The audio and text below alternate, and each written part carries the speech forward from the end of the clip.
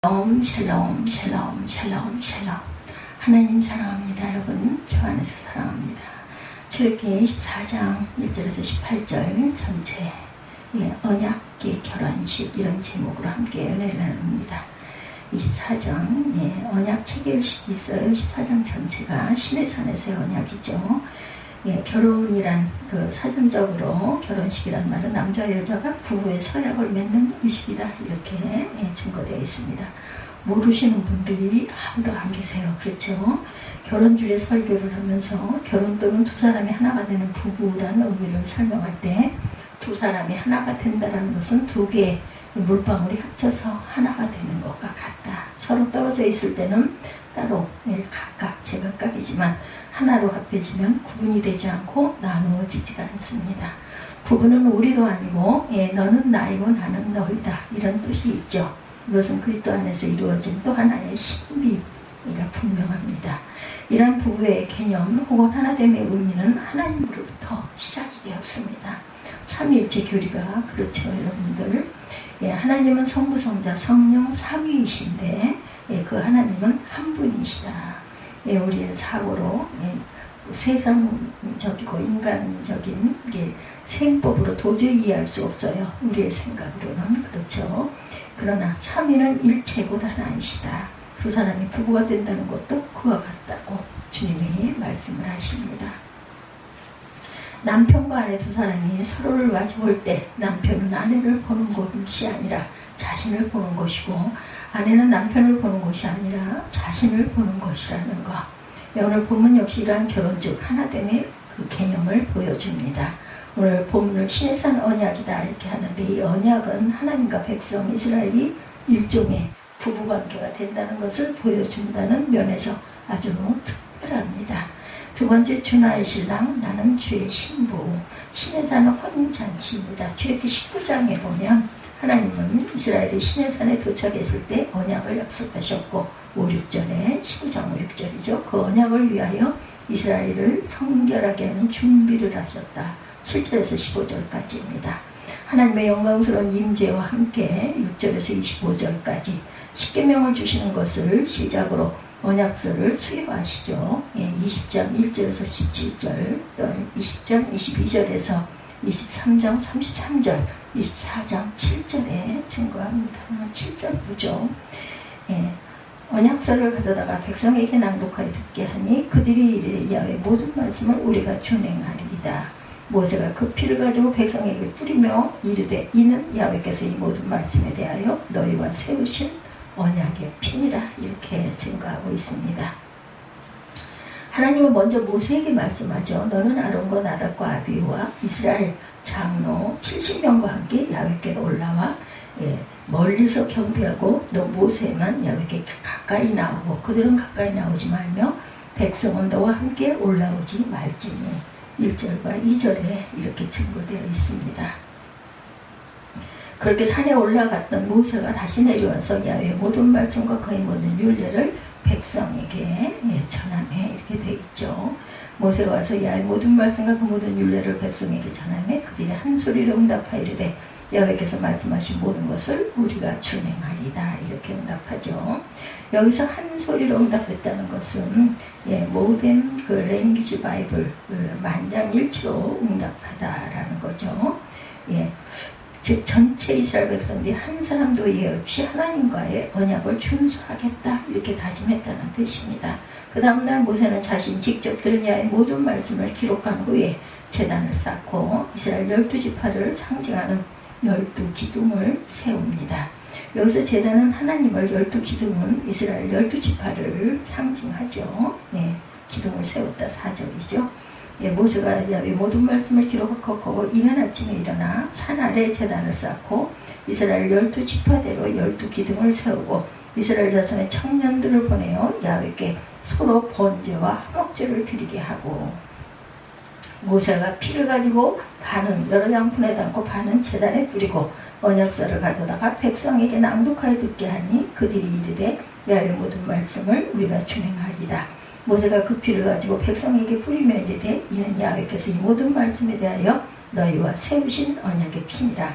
모세 아론과 나답과 아비후와 이스라엘 장로 70인이 올라와서 이스라엘의 하나님을 보니 그의 발 아래는 천국을 편듯하고 하늘같이 청명하더라. 하나님이 이스라엘 자손들의 존귀한 자들에게 손을 대지 아니하셨고 그들은 하나님을 뵙고 먹고 마셨더라.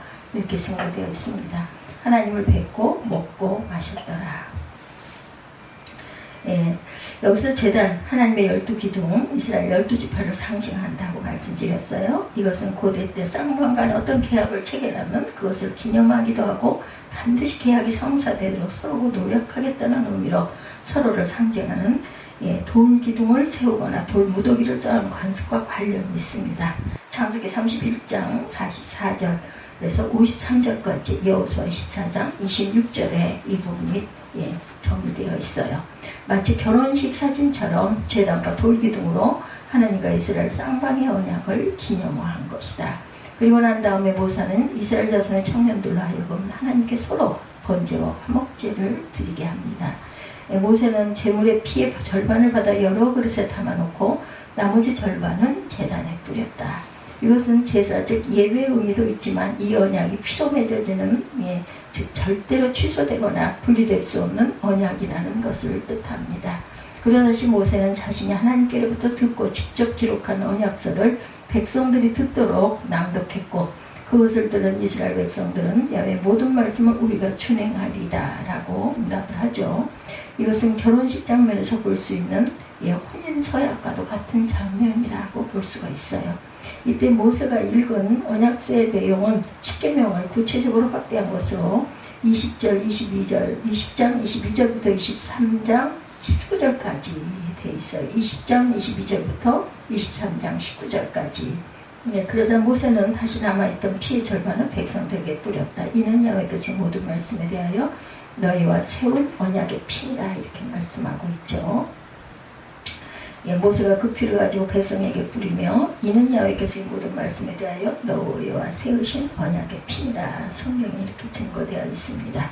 여기서 피는 언약을 인친다라는 뜻, 이스라엘 하나님과의 언약의 관계를 맺는 것, 생제물의 피를 통하여 확증되었다라는 뜻입니다. 그리고 죽음 외에 나눌 수 없다는 뜻이기도 해요. 그리고 나서 모세와 아론과 나답과 아비후와 이스라엘 장로 70인은 산으로 올라갔다. 그동안 70명의 이스라엘 장로들은 비록 산에 오르지는 못했지만 이 예식에 참여하고 있었습니다. 언약의 모든 과정이 끝나자 이제는 그들도 산으로 올라가 거기에 하나님을 배웠다. 10절이죠. 이스라엘 하나님을 보니 그의 발 아래는 천국을 편뒀다고 하늘까지 청명하더라. 하나님이 이스라엘 자손들의 존귀한 자들에게 손을 대지 아니하셨고 그들은 하나님을 뵙고 먹고 마셨더라. 11절입니다. 이 피로 언약이 체결되었음을 공표하는 것이죠. 그것이 9절에서 11절까지. 이러한 피로연이 있으니 하나님 모세에게 다시 산으로 오라고 말씀하시죠. 12절에 보면 십계명에 기록된 돌판을 받기 위해 시내 산에 오릅니다. 모세가 야훼께서 모세에게 이르시되 너는 산에 올라 내게로 와 거기 있으라. 내가 그들을 가르치도록 내가 율법과 계명을 친히 기록한 돌판을 내게 주리라. 모세가 그의 부하 여호수아와 함께 일어나 모세가 하나님의 산으로 올라가며 장로들에게 이르되 너희는 여기서 우리가 너희에게로 돌아오기까지 기다리라. 아론과 훌이 너희와 함께 하리니 무릇 일이 있는 자는 그들에게로 나갈지니라 하고 모세가 산에 오르매 구름이 산을 가리우고 16절에 야훼의 영광이 시내산 위에 머무르고 구름이 엿새 동안 산을 가리던 7째 날에 야훼께서 구름 가운데 모세를 부르시니라. 산의 여호와의 영광이 이스라엘 자손의 눈에 맹렬한 불같이 보였고 모세는 구름 속으로 들어가서 산 위에 올랐으며 모세가 40일 40야를 그 산에 있으니라 이렇게 증거되어 있습니다. 모세는 구름 가운데 들어가 거기서 밤낮 40일을 머물렀다. 그리고 하나님께서 직접 기록하신 십계명 돌판을 받게 되죠. 이 돌판은 언약의 상징, 즉 보증물로 말하자면 결혼 반지 같은 것이었어요. 이상과 같이 시내산 언약을 다루는 오늘 본문 마치 결혼식 한 장면과도 같습니다. 즉 언약이란 하나님께서 이스라엘에 당신의 신부로 맞이하시는 것이라는 뜻입니다. 언약을 통해 이스라엘은 하나님의 신부가 되고 하나님은 이스라엘과 하나가 되었다라는 것을 뜻하죠. 성도들은 모두 다 이렇기 때문에 주님의 신부입니다. 하나님과 백성의 관계를 이처럼 결혼 혹은 부부의 개념으로 설명한 것은 구약성경 여러 곳에 나타나 있습니다. 특별히 이사야 62장 1절부터 12절에는 헵시바와 뷸라라고 말이 나오죠. 다시는 너를 버린 자라고 부르지 아니하며 다시는 내 땅을 황무지라고 부르지 아니하고 오직 너를 헵시바라며 내 땅을 뷸라라 하리니 이는 야훼께서 너를 기뻐하실 것이며 내 땅이 결혼한 것처럼 될 것이니라 라고 말씀하죠. 여기에서 네 가지의 이름이 대조되어 있습니다. 버림받은 자와 헵시바, 황무지와 뷸라라는 말이 서로 대조를 이루고 있는 거죠. 먼저 헵시바, 즉 나의 기쁨이 그녀에게 있다라는 이름, 버림받은 자들은 아주바와 대조를 이룹니다. 성도는 그래서 주님의 신부이죠. 그리고 뷸라, 즉 결혼한 여인이라는 이름은 황무지라는 뜻의 세마마와 대조를 이루죠. 무슨 뜻이에요? 그동안 이스라엘 백성들은 아주바, 버림받은 자였는데 원수 나라에 가서 노예 생활을 하고 형편없는 자들이었습니다. 그러나 이제 그들은 버림받은 자 아주바가 아니라 헵시바, 나의 기쁨이 그녀에게 있다. 즉 신랑이 신부가 좋아서 어찌할 줄 모르듯이 하나님께서 좋아하시는 신부가 되었다라는 뜻입니다. 또 유다 백성들이 포로에서 돌아온 예루살렘 땅은 아무도 돌보지 않은 황무지로 방치되어 있습니다. 그런데 그 황무지 땅 예루살렘을 이제는 뷸라, 결혼해서 남편이 보호해주는 축복의 땅으로 바꿔주신다라고 말씀하죠. 정리하자면 버림받던 이스라엘 하나님의 신부가 되었고 그가 사는 땅은 축복의 땅이 된다. 에스겔 16장에도 이와 같은 말씀이 나오죠. 하나님은 이방 땅에 흩어져 있던 이스라엘을 택하십니다. 에스겔 16장 3절에 증가합니다. 그들의 모습이 마치 피투성이로 버려진 어린 아기 같았다. 6절이죠. 이런 그들이 에스겔 말씀입니다. 지금은 이런 그들에게 하나님은 에스겔 16장 6절에 보면 내가 내 곁으로 지나갈 때 내가 피투성이가 되어 발짓하는 것을 보고 내게 이르기를 너는 피투성이로 살아있으라. 다시 이르기를 너는 피투성이로 살아있으라 하셨습니다. 그렇게 해서 하나님은 그들을 살려주셨어요. 이런 가운데 또한 세월이 흘러 그들이 장성했으나 그들은 여전히 벌거벗은 채로 있었다. 이것을 보신 하나님은 친히 당신의 그 옷으로 그들을 덮어 벌거벗은 것을 가려주십니다. 8절에 보면 좀 더 구체적으로 하나님은 그들을 물로 씻기시고 기름을 바르시고 수놓은 옷을 입히시고 가죽신을 신기시고 가는 배로 두르고 모시로 덧입고 폐물을 채우고 팔걸이 목걸이 그 코걸이 귀걸이를 달아주고 그 머리에 화려한 왕관을 머리에 씌워서 극히 곱고 형통한 왕과 같은 모습이 되게 하시죠. 하나님은 이스라엘의 모습만 바꿔주신 것이 아니라 그들을 실제로 세계 모든 민족 중에 만왕의 왕이신 하나님의 신부, 즉 왕의 지위에 오르게 해주십니다. 지금 여러분이 아시는 대로 우리나라 그 인현왕후 그 초상화 여러분들 보셨습니까? 인현왕후 1667년에서 1701년까지 사셨어요. 34년 정도 일찍 돌아가셨네요. 두 번째 보시는 그 사진들 보시면 요르단 왕후 라니아 알 압둘라의 사진도 있습니다. 하나님은 마치 나자마자 그려진 아기처럼 피도 닦지 않은 채로 버려진 것과 같이 애굽에 있던 이스라엘을 구하셔서 온 세상의 왕으로 만들어 주셨다라는 것이죠. 그러나 이스라엘은 하나님으로 인하여 화려해지고 존귀해지고 또 유명해졌으나 그것을 가지고 간음죄를 저지릅니다. 우상 숭배를 했다는 거죠. 심지어 자녀들을 우상을 위한 제물로 삼아서 불사르기까지 하였다. 그리고 또 교만해져서 자기들을 위하여 누각을 건축하며 모든 거리에 높은 데를 쌓습니다. 하나님은 이러한 행위에 대해서 그 남편 대신에 다른 남자들과 내통하여 간음하는 아내로다 이렇게 말합니다. 그리고 하나님은 진노의 막대기인 아수르와 바벨론을 일으켜 그들을 심판하십니다. 북이스라엘은 아수르 등에 의해서 지배를 당하고 강탈을 당했고 남유다는 바벨론에 의해 포로가 됩니다. 그러나 하나님은 이스라엘을 용서하시고 회복해 주시죠. 내가 너희 어렸을 때 너 세운 언약을 기억하고 너와 영원한 언약을 세우리라 이렇게 말씀하세요. 다시 말해서 이스라엘은 그 많은 은혜를 받고도 하나님을 배반했으니 하나님은 언약을 깨지 않으시고 그들을 용서하여 거룩한 신부의 지위를 다시 돌려주셨다라는 그러한 이야기입니다.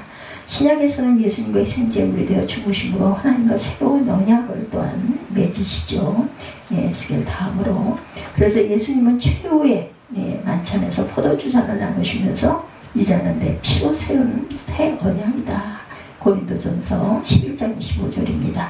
그리고 바울은 에베소서에서 그리스도와 교회 즉 성도의 공동체의 관계를 남편과 아내에 직접적으로 비유를 하셨습니다.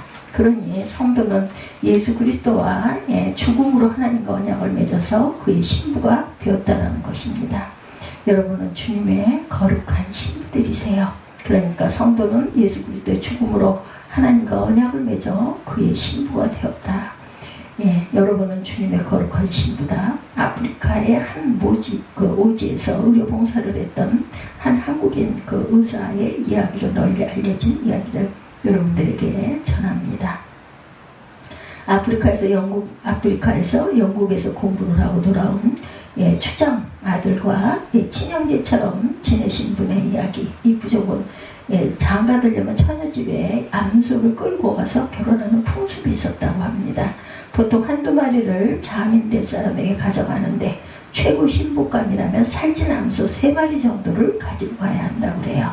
그런데 추장아들은 자그마치 암소 9마리를 끌고 청혼을 하라고 합니다. 그러니 마을 사람들은 도대체 어떤 처녀가 저렇게 대접을 받고 구원을 받을까 부러워했다고 그러죠. 아마 천사처럼 생긴 여자일 거야 라는 등 호기심을 가지고 그 뒤를 따라가서 봅니다. 근데 가보니 젊은이는 평범 이하에 나오는 노인에게 암소 9마리 고삐를 인계합니다. 더 놀라운 것은 그 노인에게는 키가 비록 크고 말라 비틀어졌고 제대로 배우지도 못한 딸이 하나 있었답니다. 마을 주민들뿐 아니라 이 의사에게도 충격이었어요. 그런데 한국인 의사는 아버지가 위독하다는 전가를 받고 추장의 아들의 결혼식을 보지 못한 채 귀국을 했고 많은 세월이 지나 다시 그 마을을 찾게 됩니다. 그랬더니 추장의 아들은 추장이 되어 있었고 그의 곁에는 우아한 자태와 유창하게 영어를 잘하는 천사 같은 여자가 있더래요. 그래서 그 의사가 묻습니다. 이 귀 부인은 누구입니까? 선생님, 제 처입니다. 그때 그 여자입니다. 저는 어렸을 때부터 저 사람을 사랑했고 외국에서 공부하면서 한시도 잊을 수가 없었습니다. 사실 저는 한 마리의 암소는 충분히 결혼의 승낙을 얻을 수 있었지만 여자에게는 몇 마리의 암소를 받았느냐가 자기의 가치를 결정하는 것이기 때문에 9마리를 한 것입니다. 그때 아내 역시 무척 놀랐지만 시간이 흐르고 제 사랑의 진실을 알게 되자 그 가치에 맞게 살려고 노력했습니다. 그러면서 아내는 자신감을 갖게 되었고 점점 더 아름다워졌으며 공부도 많이 하여서 인테리어가 되었습니다. 하나님이 저와 여러분을 당신의 거룩하고 존귀한 신부로 삼으셨다는 것이 가당키나 한 말인가인 것입니다. 하나님은 그리하셨어요. 그리고 저와 여러분을 볼 때마다 스바냐 3장 17절 말씀대로 너희 하나님 야훼가 너희 가운데 계시니 그는 구원을 베푸실 전능자시라. 그가 너로 말미암아 기쁨을 잊지 못하시며 너를 잠잠히 사랑하시며 너로 말미암아 즐거이 기뻐하시리라. 우리는 이 놀라운 사랑을 받은 주님의 신부들입니다. 주님의 거룩한 신부로 살아가는 저와 여러분들이 되십시다. 오늘 본문 이스라엘 민족이나 성경신학 그리고 교회론적으로 아주 중요한 말씀 출애굽기 24장입니다. 그 이유는 하나님과 그 백성 이스라엘의 관계가 어떠한지를 선명하게 보여주기 때문이죠. 먼저 하나님께서 율법을 통해서 서약을 하셨고 신부가 서약을 하고 그리고 마치 결혼사진을 찍듯이 제단과 돌기둥으로 서약을 새기고 그리고 나서 서약을 죽음으로 맹세했습니다. 이어서 피로연이 펼쳐졌고 마지막으로 결혼 반지를 서로 교환하듯 하나님께서 돌판을 새겨주는 것으로 끝이 나죠. 이런 내용이 마치 결혼식을 생중계 하는 것과 같다. 성경은 하나님과 성도의 사이를 여러 가지 관계로 설명하지만 그중 가장 감동적인 표현은 신랑과 신부라는 것입니다. 신랑과 신부는 떨어질 수 없는 하나입니다. 이것은 주님과 여러분이 신비한 연합, 신비한 하나됨의 관계에 있다는 것, 여러분은 주님과 결혼한 자들이고 주님의 신부입니다. 여러분은 주님께서 특별히 사랑하시는 존재입니다. 이사야서의 표현대로 한다면 하나님이 든든한 신랑이 되셔서 보호하시고 축복하시는 기름진 땅, 피울라에 사는 거룩한 백성, 헵시바가 여러분들입니다. 그러므로 이제부터 이런 분명한 자기의식, 거룩한 자존감을 가지고 살아가시는 우리 모두가 되시기 바라요. 하나님의 신부라는 자신의 존재의 위치와 그 이름의 의미를 잘 몰라서 고생하고 방황했던 이스라엘처럼 살지 마십시다. 여러분의 존재와 이름에 걸맞는 삶을 살아가세요. 그러면 여러분은 더욱더 아름답고 존귀한 주님의 신부로 변해갈 것이고 여러분이 머무는 땅은 더욱더 복된 땅이 될 것입니다. 예, 오늘 출애굽기 24장 말씀 가지고 함께 은혜를 나눴습니다. 예, 언약 그리고 결혼식입니다. 24장 전체 1절에서 18절까지의 내용이죠. 예, 그것을 잊지 않는 저와 여러분들이 되시기를 주님의 이름으로 축복합니다. 기도하시겠습니다.